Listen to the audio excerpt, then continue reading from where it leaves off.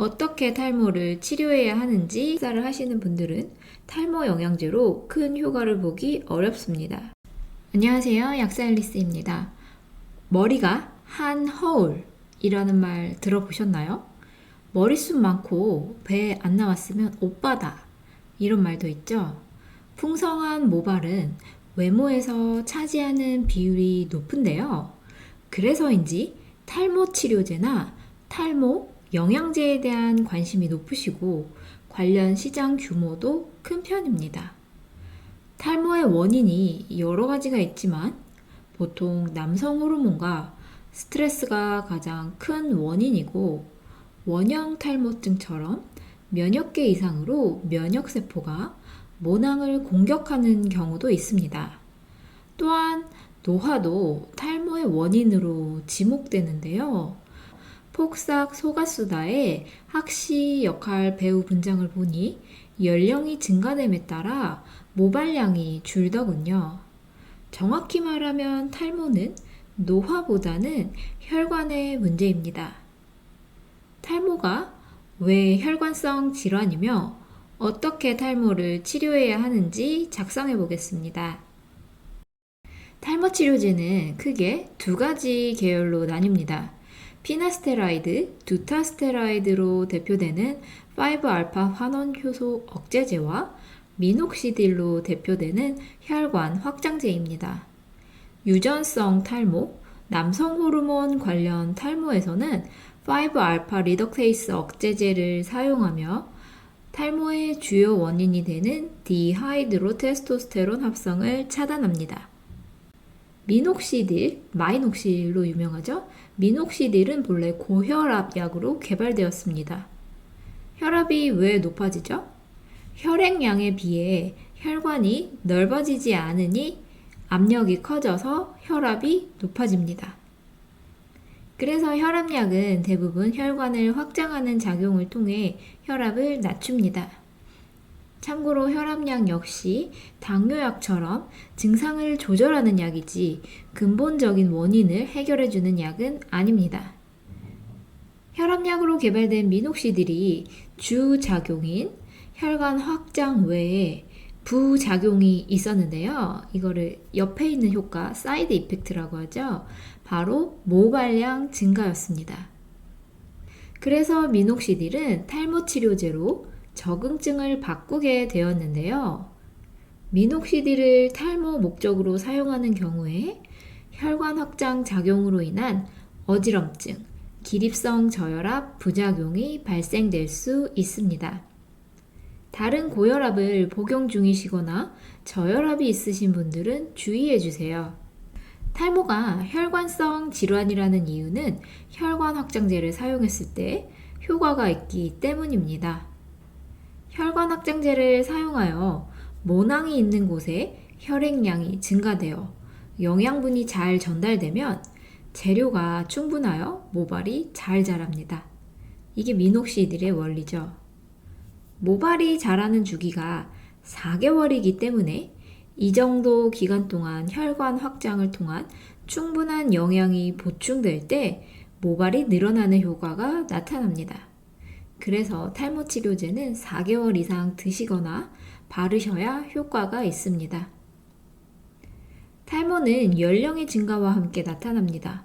젊은 사람보다는 중년 이후에 주로 발생되는데요. 탈모가 진행된 상황이라면 탈모와 함께 혈관 상황을 체크해야 합니다. 혈액량 감소로 모발이 제대로 자라지 않을 정도면 혈관도 녹슨 상태일 테니까요. 탈모 영양제는 효과가 있을까요? 전보다 머리숱이 줄었다는 느낌이 드시는 분들은 탈모 처방약보다 탈모 영양제를 먼저 찾으세요. 아무래도 심리적 부담이 적기 때문이겠죠. 가장 많이 팔리는 탈모 영양제 판시딜, 마이녹실 캡슐은 성분이 비슷한데요. 비타민 B1, 비타민 B5, 케라틴, L시스틴, 파라아미노 벤조익 액시드, 약용 효모로 구성되어 있습니다. 이 성분을 큰 범위로 나눠보면 비타민, 무기질, 아미노산의 구성인데요. 이 구성의 목적은 모발의 재료인 아미노산, 케라틴, L시스틴 약용 효모와 함께 단백질 생산 과정의 조효소인 비타민과 무기질을 공급하여 모발 생산 과정이 원활하게 돌아가게 함에 있습니다. 다시 말씀드리면 판시딜은 모발의 재료를 약간 모발 생성의 조수와 함께 먹는 것입니다. 심한 다이어트 후에 탈모가 생겼다는 말 들어보셨죠? 체력 소모가 심하거나 식단이 부실하면 생존에 영향이 없는 손, 발톱, 모발부터 문제가 생깁니다. 손톱이 부러지거나 머리가 빠지거나 흰머리가 증가되는 증상이 생기죠. 식습관 불량으로 탈모가 생겼다면 판시딜 등 탈모 영양제 복용이 도움이 되겠지만 2025년 대한민국에서는 못 먹어서 생기는 병보다는 많이 먹어서 생기는 병이 우세합니다. 단백질이 포함된 일반적인 식사를 하시는 분들은 탈모 영양제로 큰 효과를 보기 어렵습니다. 왜냐하면 재료는 충분하지만 물류에 문제가 생긴 상황이니까요. 판시딜보다는 식사 때마다 단백질 챙겨 드시면서 종합 비타민 한 알 정도 드시는 방법을 권해드립니다. 그럼 탈모 치료는 어떻게 해야 할까요? 탈모의 원인 다양하죠?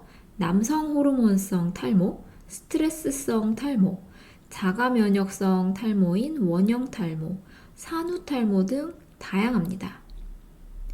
다른 이유를 배제하고도 특별한 원인 없이 노화와 관련된 탈모라고 생각되신다면 혈관 상태를 개선하는 것이 탈모 치료의 지름길입니다.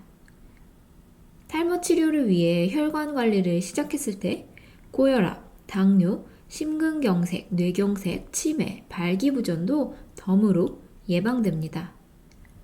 발기부전은 혈류량 감소와 관련된 문제인데요. 그래서 문제가 생기면 비뇨기과에 가서 비아그라를 처방받을 것이 아니라 밥상부터 바꾸라는 말이 있죠. 혈관은 전신에 있으니까요. 그러면 혈관 관리는 어떻게 해야 할까요? 배수관 청소하듯이 약 뿌려서 한 방에 깨끗하게 하면 좋겠지만 혈관은 그럴 수 없잖아요. 혈관 청소하는데 오래 걸립니다. 4달 이상 걸려요. 왜냐하면 적혈구 수명이 120일이고 혈관 내피세포 수명이 30에서 100일이기 때문입니다. 제가 추천드리는 방법은요.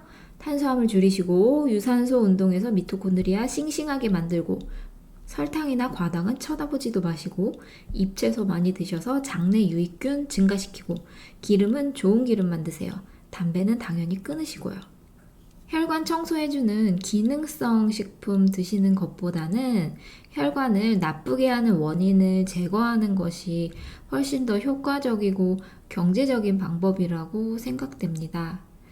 탈모, 고혈압, 통풍, 발기부전, 치매, 뇌경색 각기 다른 병이지만 근본적인 문제는 혈관의 노화입니다. 얼굴이 하루하루 늙는 것처럼 혈관도 늙어가요. 그동안 설탕과 트랜스 지방으로 고생했던 내 혈관을 좀 쉬게 해주는 것은 어떨까요? 머릿숱 증가는 덤입니다. 자료 제작에 참고된 서적 소개해드립니다. 시청해주셔서 감사합니다. 항상 건강하세요.